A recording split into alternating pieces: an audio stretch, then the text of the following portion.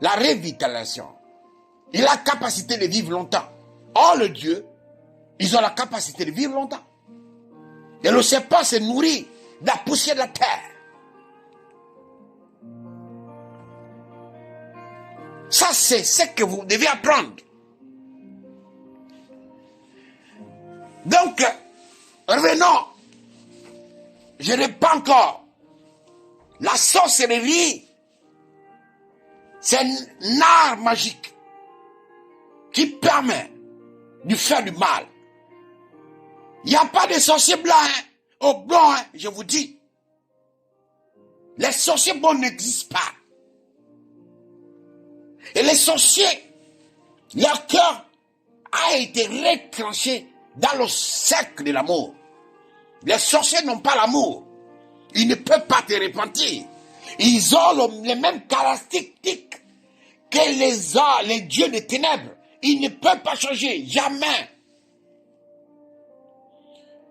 Donc, la sorcellerie a été répandue en Afrique pour retarder l'Afrique. Vous allez voir que ce sont des gens qui font seulement le mal. Ils ne font pas le bien. Leur pouvoir, c'est seulement pour détruire. D'où la majorité des présidents que vous voyez, ils sont obligés d'être sorciers. Et un jour, je me suis posé la question. Mais si l'Afrique a des puissants sorciers, pourquoi ne peut pas, par leur pouvoir, ensorceler les présidents occidentaux? Mais ils n'ont pas le pouvoir là. Parce que celui qui nous a donné le pouvoir, c'est l'ancêtre des Blancs. Mais comment vous pouvez ensorceler votre maître qui connaît ton pouvoir? Voilà pourquoi les sorciers d'Afrique sont inoffensifs sous la souffrance des enfants. Il ne peut pas. Il ne peut pas, tu vois. Aujourd'hui, c'est les sorciers qui gouvernent. Beaucoup des églises, ils donnent le pouvoir à vos pasteurs. Ça, c'est notre chafat. Donc, il n'y a pas de vérité en eux. Si ce n'est le mal. Moi, je parle la vérité sur le bien. Les sorciers sont réels. Je vais vous, en lien de confirmation, vous allez voir une vidéo d'une sorcière qui apparaît physiquement dans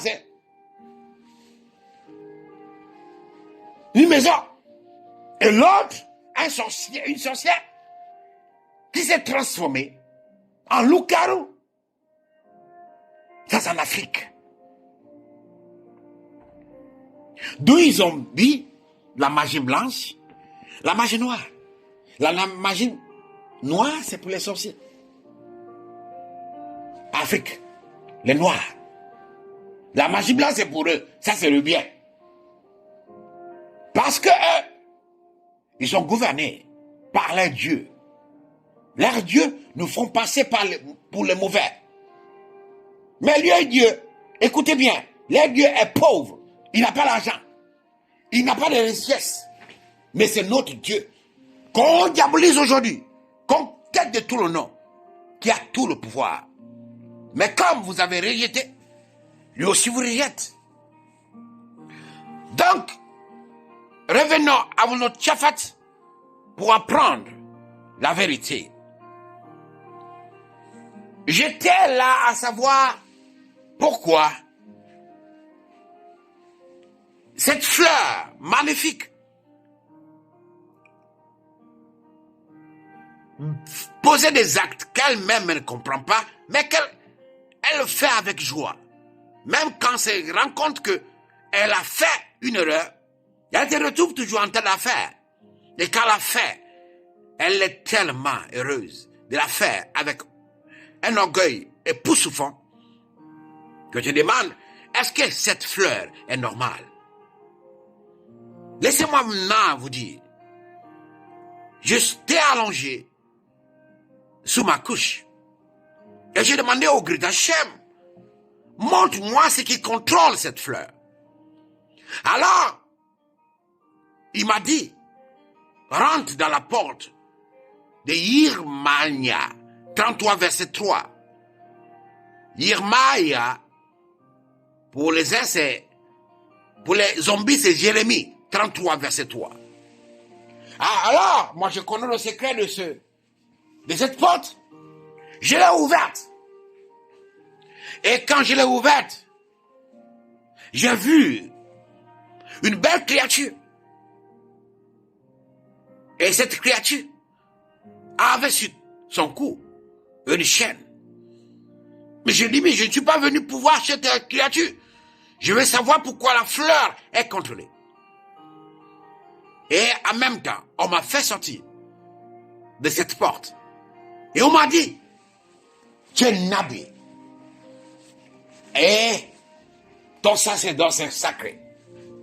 Si tu vas découvrir son secret, tu vas bouleverser le monde de Dieu. Alors que le monde de Dieu doit marcher comme ça pour que le monde existe. Alors je me suis dit, mais qui je vais envoyer? Qui je vais envoyer? Et mon père m'a dit, quand je parle mon père mystique, le grand prêtre Melchisedec, il m'a dit, fils, je t'ai donné les serviteurs, les chevaliers, les esclaves pour te servir. Si tu ne peux pas aller dans un endroit qui est sale,